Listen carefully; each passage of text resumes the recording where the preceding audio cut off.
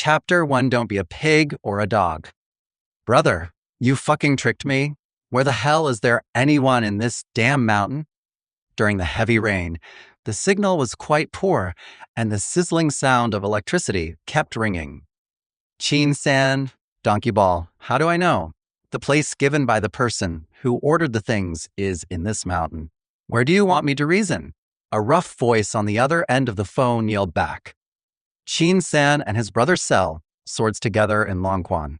However, Long Chuan's sword-selling business is one of those that walks on the edge of the law. What is hung on the head is cultural heritage and local characteristics, but what is sold is sharpened Chinese swords and Japanese swords. Occasionally, I also take orders for European swords. In fact, this is also forced by the market situation. Young people like to venture out and take risks. I really like swords, but I also don't like crafts that don't have an edge. Chin-san had to make this choice in such a situation if he wanted to make money to support his family. New safety laws were introduced last month, further restricting the use of controlled knives. But at this time, another big order came in. Someone ordered 300 imitation Cossack-style sabers. The bid was 4,000 yuan a handful. The only requirement is to make it more Chinese and integrate Han elements. Absolutely taken advantage of. Nowadays, good knife blades such as folding pattern steel are definitely not expensive. Even if all the work is done by hand, a saber like this can cost 3,000 for a ruthless one and nearly 2,000 for a more conscientious one. In the case of group buying, you can get it for 1,600 to 700 yuan. But even so, the knife dealer may still earn more than half. Chin-san and his friends finished the new knives on time and in sufficient quantities, but then suddenly there was news that Dongfeng Express contained explosives and all express delivery was forced to stop. Seeing that the delivery date of the knife was approaching and everyone had been busy for more than half a year just for the money, Chin-san decided to personally drive his willing Hongguang to deliver the goods. On the windy and rainy mountain road, a strange atmosphere began to emerge.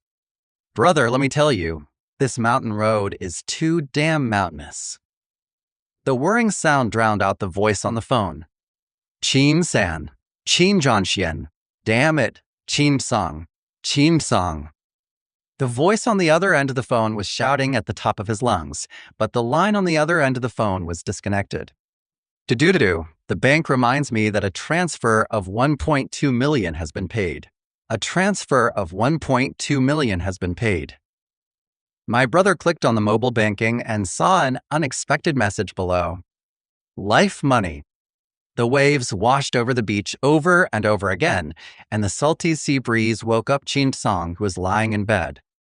Where's this? Chin-song suddenly woke up and found that this room was very simple, comparable to a wooden house in the mountains. Getting up from the bed, Chin-song found that his clothes had been changed into an ancient costume, but it doesn't look very much like Hanfu, more like the clothes on the grassland. Are you awake? A thing that looked like a mercury man stood beside his bed. This unusual event frightened the big-hearted Chin-song. Who are you? Where am I? I am the one who buys the knife. Of course, I am actually buying my life. Are there many surprising things? You don't need to know too much. From now on, you are the master of this Han tribe. Chin-song didn't understand what this mercury man wanted to do, so he asked, What do you want me to do? This is a special time and space. I need you to dig up some antiquities in this world, which is almost what you call antiques.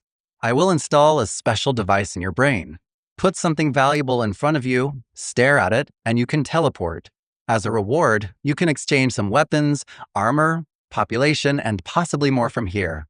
In order not to cause the collapse of time and space, you can only do it once a month for the time being. That's it, I'm leaving. Wait a minute. What things are considered valuable? Chin-song was a little confused. My feelings bought me my life. Is this where I collect things? Antiques, oil paintings, gold and silver coins, etc. The most important thing is, of course, being famous. After saying that, this mercury-like man disappeared from Chin-song's eyes. Chin-song got out of bed carefully. The boots made of fur were a bit too much for the modern Qin Song to wear. What the hell is this? You let me come to such a ghost place. Damn, I should have known better than to be greedy for money. This is of course impossible. 1.2 million was brought by the strong wind. Who wouldn't want it? Qin Song considers himself to be a commoner, and it is impossible for him to give up money when he sees it. Qin Song got out of bed. In the corner of the simple room, there were several boxes that attracted his attention. I checked my feet, and the boots seemed to fit. Qin Song walked to those old boxes and opened them to see what was inside. Fuck, my knife. That's right, the box contained imitation Cossack-style sabers that Qin Song had punched out one by one. Touching the familiar lines, Qin Song couldn't help but sigh. Is this the novice reward? Forget it, brother, Xiao Qing. I hope you can have a good time there.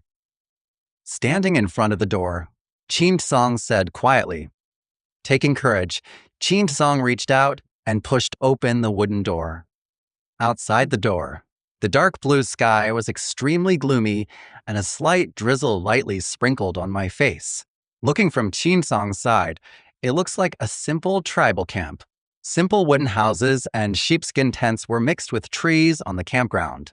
Looking further into the distance, a simple fence of trees surrounds the camp. Sir, you're awake. Seeing Qin Song come out, everyone around him was stunned. They immediately became cautious.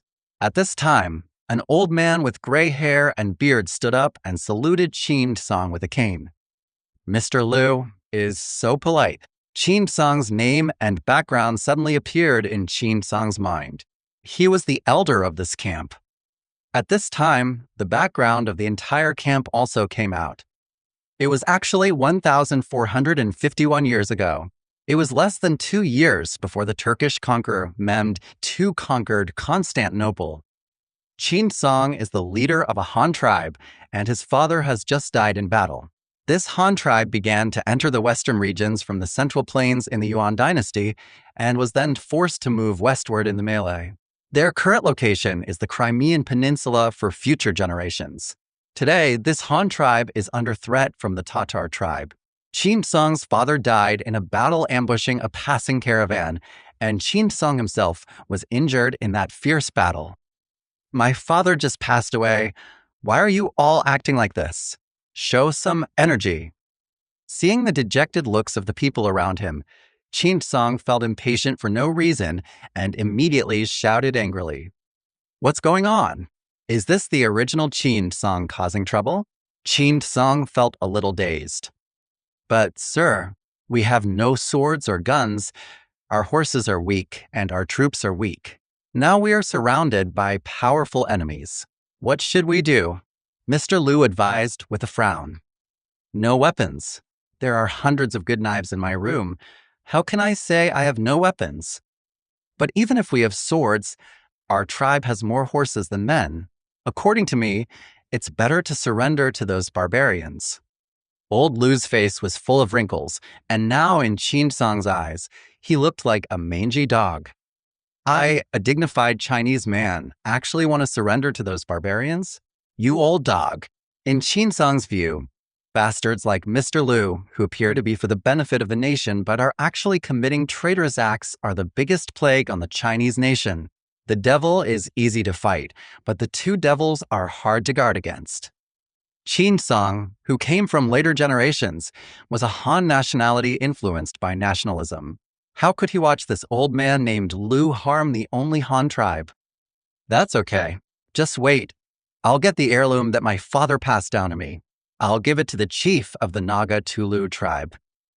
Qin Song has been entangled with the police and local gangsters for many years and has long been familiar with how to deal with these troublesome guys.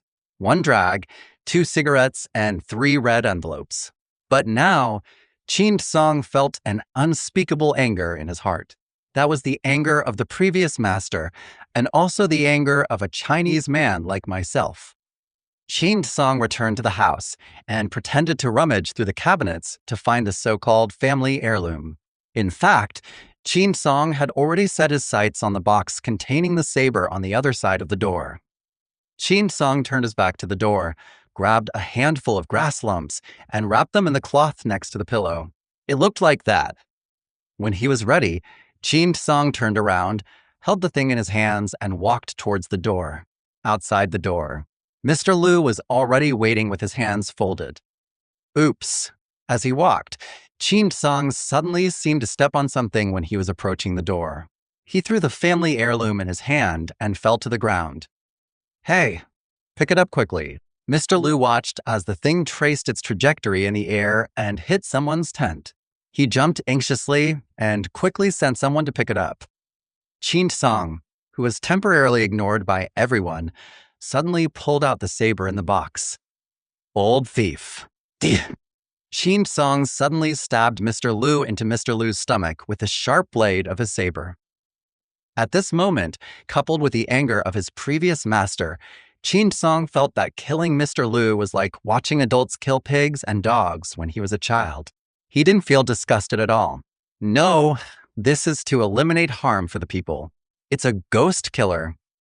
Mr. Liu clutched his stomach, and his intestines were dragged out and spilled on the ground. Blood flowed out, causing several dogs to bark crazily. What are you looking at? You actually believe someone who wants to sell you to that barbarian tribe as a slave. Ah, are there people as stupid as you in the world? Chin Song was so angry that he cursed.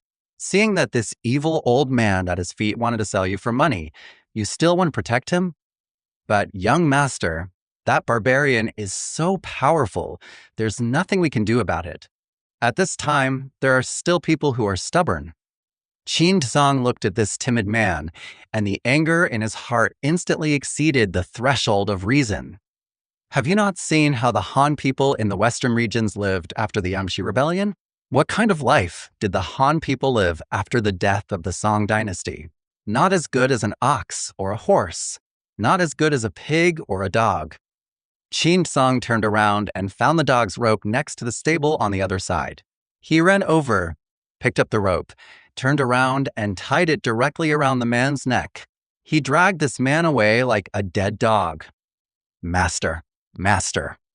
Chin Song ignored him and cursed loudly. Young and old men, look after me, Chin Song. You are treated like a cow or a horse, tied by the neck, and slept in a doghouse in the middle of the night. How can you live a life that is worse than that of a dog? The Han people were silent. No one wants to be treated like a cow or a horse. Looking at the guy on the ground who had his arm broken by Chin Song and had a dog leash tied around his neck like a mangy dog, all the men felt a fire in their hearts. I don't want to. Then what are you afraid of? Follow me and fight back. I have 300 swords, but I can't defeat those thieves with wooden sticks. Chapter 2. Stand up straight. Don't bend over. Chin Song led dozens of people to break open the boxes, and 300 sabers were displayed one by one. At this moment, everyone's eyes were straightened. The quality of modern steel is almost as good as the ancient Uzi iron, especially since Chin Song and others use modern knife forging technology. The profits are huge this time, and the craftsmanship provided by the boss is the best. There is no hesitation in saying that these swords are weapons of the country, wherever they go. Chin Song held the scimitar and turned around to look at the tribesmen surrounding him. Chin Song estimated in his mind that there were only less than 200 men left, while the women estimated there were 400 to 500. There were almost no old people, and there should be quite a few children, but they were not released. Children of the Han family. Now everyone has seen it. We have no way to escape. We set out from our hometown together, from Jingzhou, from Henan, from Lintao or Shiping, and ran to the outside of Yumen Pass. So what? We were not chased by Tatar. The Tatars chased us, so we ran. We ran to Huishuan Kingdom, which had long been destroyed by Tatar. Everywhere we went, that place was full of bones. Do you still remember how my great-grandfather died?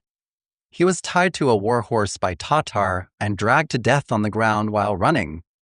How did we escape from Huisun country? It was my grandfather who exchanged the customs clearance documents with my grandmother for him to escape from the Huishuan Kingdom to the territory of the Kipchaks. But what about here? Aren't we being chased by them? Crossed the river and fled to the prairie. Unable to stay on the grassland, We ran westward with other tribes. I ran and ran until I reached the Adi River. I don't remember Adi River because I wasn't born yet. My father grew up by the Adi River, and what about me? I grew up by the Dnieper River. We run and run, but don't we still have no fixed place to live? How did we end up here in the Crimea? The Tatars are in civil strife. There's a war going on everywhere. My father thought that if he ran south, he would be safe on this island. Are we safe? No. There are fewer and fewer men. Aren't the Tatars around us still bullying us? Sons of the Han family, the world is very big and Kyushu is very vast, but we have no way to escape. If your spine is broken, why run? Where to run? At this moment, Chin Song had actually lost consciousness. The person who is shouting is the original Chin Song. The one who is crying is also the original Chin Song. But this did not prevent Chin Song from crying bitterly as he looked at the original owner from the perspective of a passerby. There is a word called empathy, and Chin Song feels the same now. We are all Han Chinese. We are all displaced Han people. We are all Han people who have lost their families. Chin Song has also been confused and displaced. Selling swords in Longquan, I was tricked and deceived. The price of renting a house increased every 3 days, and the mold seller broke the promise after 5 days. The knife strip factory delayed delivery, and the next shop refused to make up the payment. Chin Song couldn't help but want to say something, and then he suddenly felt that he had returned, and he could control his body. My compatriots, Chin Song choked up suddenly. How can I say that I have no clothes? I share the same robe with you. When the king raised an army, he repaired my sword and spear, and I share the same enemy with you. How can I say that I have no clothes? I am in the same boat with you. When the king raised an army, he repaired my spear and halberd, and I worked together with you. How can I say that I have no clothes? I share the same clothes with you. When the king raised an army, he repaired my armor and soldiers and went with me. Chin Song was suddenly speechless. He looked at the stooped waists of these Han people and their weathered faces. He didn't know what to say. So he had no choice but to singing this ancient ballad from the land of Chinchuan, which is 800 miles away. I have never heard the local accent for a long time. To this day, few people in the Han tribe can sing the songs of their hometown. The old people obeyed the laws of the jungle on the grassland and were cleared out of the tribe when they grew old. Those meetings about hometown, the 800 miles of Chinchuan, the fertile soil of the Central Plains, the old land of Weihan, and the soup of Luoshui, all disappeared in the memory. The surging yellow river, even the juniors don't know how to describe it. Because whether it is the quietly flowing Don River or the broad and surging Yi River and Nyibo River, they are all so pure, washing away the memories of years of yellow sand, loess, and yellow rivers. There were older people singing along and young people humming along. The campground slowly resounded with the sounds of the long-lost hometown. Hundreds of years have passed in a hurry, and the Chinese pronunciation has unconsciously added nonsense. But it doesn't matter, as long as the heart is Han. You are Han. I'm going to kill who? If I don't succeed, I will become a benevolent person. The spirits of my father and fellow villagers in heaven will definitely help me wait for success. Chin Song seemed to feel someone leaving quietly. He raised his head and saw a bright sunny day above the blue sky. So he roared, mounted his horse, and took up his sword. There was no armor in the Han camp, so everyone wrapped themselves in sheepskins. There was little iron, so arrows were made of animal teeth or bones. The galloping cavalry team numbered about 600 to 700. The women followed. The strong ones rode with swords, while the weaker ones rode weak horses and carried old scimitars and spears, and some carried bows and arrows. This is the last stand of the Han people. Kartu tribe. They are a branch of the Crimean Tatars. Similarly, they were forced to flee south because of the competition among the Khans on the Eastern European steppes for the throne. They have more than 1,000 people in Dinko, and they are considered a good small force in the southeastern part of the Crimean Peninsula. The surrounding small tribes with hundreds of people, or even 100 or 200 people, have to make offerings to them. For the patriarch Chabala, bullying small tribes is a very beautiful thing. Sitting in the big tent, hunting with nothing to do, and then eating the delicacies provided by them. Chabala liked this kind of life. In Chabala's tent, Chabala was lying on the bed snatched from the Greeks, eating, drinking, and playing with a Greek woman in his arms. Suddenly, the tent was opened by a woman. She was a Tatar woman with a slim figure and a thin waist and long legs. It can be seen from her dress that she must be a noble person in this tribe. Ekiga, the Han people, have disappeared. They seem to have gone south. The local Tatars are basically white. After all, there are too few Mongolians, and their bloodlines are gradually mixed. This Tatar woman's rare snow-white skin was dotted with 2 crystal-clear black pearls, and the delicate arrangement of organs on her plump and round face made the guards looking at her swallow their saliva. It seemed that she had just rode over, and there was still a trace of sweat on her neck. As she rose and fell with anger, her straight chest almost drew away the souls of the guards. "Baoyin, you are thinking too much. Boss Qin has been beaten to death by me, so what future can his puppy-like son have?" Chabala's fat body squirmed, and he sat up from the bed and looked at his precious daughter. But they ran away. Chapter 3. Win. Win. Chabala pushed the timid Greek woman away, stood up in a flash, and glared at his daughter. "Baoyin, have you fallen in love with that Huangpi? That's right, he is 16 and you're 19. But then again, he is the leader of a small tribe, and he only has 200 or 300 men under his command. What about me? There are 2,000 warriors in our cartel. He can't marry you even if he uses the entire tribe as a betrothal gift. The master in the north has said several times that he wants you to be his daughter-in-law." Chabala talked nonchalantly, pretending not to notice Baoyin's face getting worse and worse. The leader of that small tribe, Baoyin, has only been seen a few times at conferences. She looks okay, but she's too girly for her liking. Seeing that Chabala kept talking more and more, Baoyin had no choice but to push away the guard angrily and left alone. Seeing his daughter leaving, Chabala shook his head in disappointment. He hoped that Baoyin would agree. After all, the one in the north was too difficult to deal with. Night is coming. The Han cavalry lit a fire and ate under a hill more than 10 miles away from the Gar Tulu department. Dusk covered up the rising smoke, and the dark yellow halo on the horizon made the vast prairie even more beautiful. With bloody beauty, the Garchalu tribe rarely moved their tents. They lived next to a large lake with rivers flowing through it. This area is lush with water and grass and is considered one of the good grazing areas in the southeastern part of the Crimean Peninsula. Looking at the sunset gradually setting on the horizon, Qin Song picked up the torch at hand. Set off. The long howl of wolves sounded in the Crimean steppe. The sound of galloping horse hooves cannot be covered up at all. The Han cavalry were running openly and openly on the prairie. The Kachula tribe was still confused. It was almost dark. Could it be that they were members of the tribe who had returned late? But look around. Most of the clan members are still there.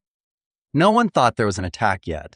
Because the Garchula tribe was already large enough, few outside tribes dared to rush over and attack them. The sound of horse hooves is getting louder and louder. Kill the Tatars. Qin Song couldn't help raising his sword and shouting.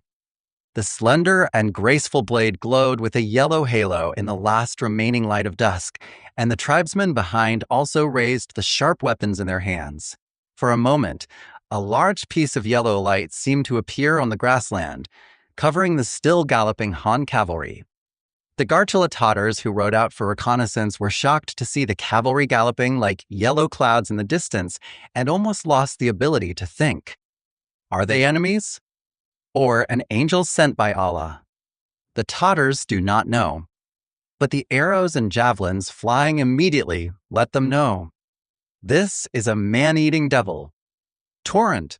A yellow torrent rushed into the defenseless Tatar camp with flying dust and mud. The unresponsive sentry was shot to death by Luya and fell to the ground. The war horses trampled the Tatar tents to the ground. Almost instantly, Chabala suffered a heavy price. The southern part of their tent is almost in ruins.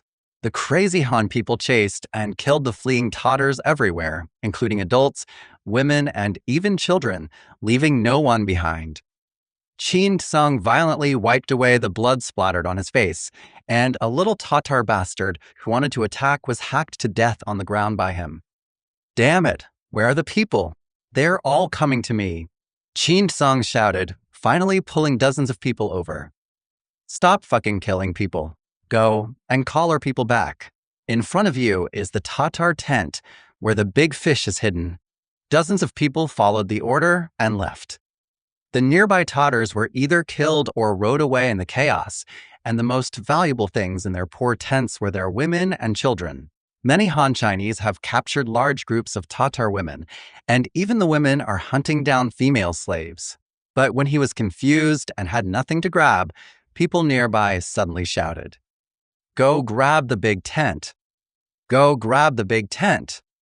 At this moment, hundreds of people focused their attention on the large white tent. Looking at the golden spire, everyone's eyes turned redder. No one thought that it was just the silver-plated spire shining in the sunset. They roared and waved their swords and charged towards the big tent. Qin Sung was also furious. People have no scruples when they are crazy. Even Qin Sung, who had only killed pigs and dogs, became wild. He was the first to break into the Tatar main tent. Chabala has run away. After living a comfortable life for more than 10 years, Chabala was even awakened by the Greek woman next to him when he suddenly heard the cry of killing. Crack. Chabala knocked the Greek woman to the ground. Let's go quickly. Let's go quickly. Chabala quickly led the guards and ran out. You, go find my Baoyin. Go quickly. Chabala pointed at a guard and shouted. They left the tent and ran away on horseback. Unfortunately, Baoyin thought her father was still in the tent, so she quickly rode her horse to the tent. However, when she opened the big tent, she only saw the Greek woman packing her things in a panic. When the two women looked at each other, Baoyin knew something was wrong, and her father abandoned her and ran away first. The guard who was sent to look for her knew that he couldn't find anyone in such a chaotic situation, so he simply ran west to join other tribes. Ha, De Tao, where are you going? There were strange and familiar words coming from behind, and Baoyin suddenly remembered that that was the language those guys who claimed to be Han usually spoke. It's Han Chinese. The leader who looks like a woman? Baoyin quickly retreated to the big tent. The Greek woman is still holding the pearl necklace and not letting go without even looking at Baoyin.